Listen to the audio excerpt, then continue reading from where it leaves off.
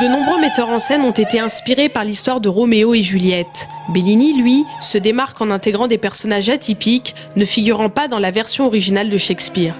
On peut s'en inspirer, mais pas complètement, parce que il y a des différences entre le livret de cet opéra et la pièce de Shakespeare, qui se sont eux-mêmes inspirés d'un même d'histoire italienne. Voilà, mais Shakespeare l'a traité vraiment de manière assez différente. Donc les écrits, oui et non. Enfin, il faut savoir puiser en fait les richesses des personnages sans forcément s'inspirer exactement de l'histoire et donc du contexte qui n'est pas tout à fait le même.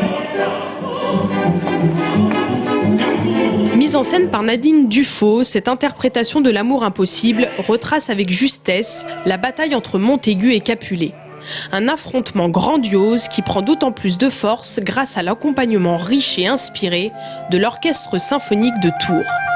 2 fois en fois, à chaque fois que là ça faisait 2 mois, un peu plus de 2 mois qu'on s'était pas vu, 2 fois en fois, c'est toujours des nouvelles choses à découvrir, des nouvelles œuvres.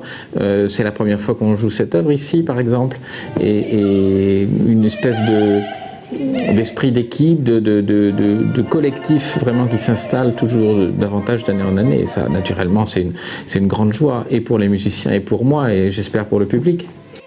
D'une alliance parfaite entre la musique et le jeu d'acteur, l'interprétation proposée par Nadine Dufaux puise son inspiration à la source, en Italie.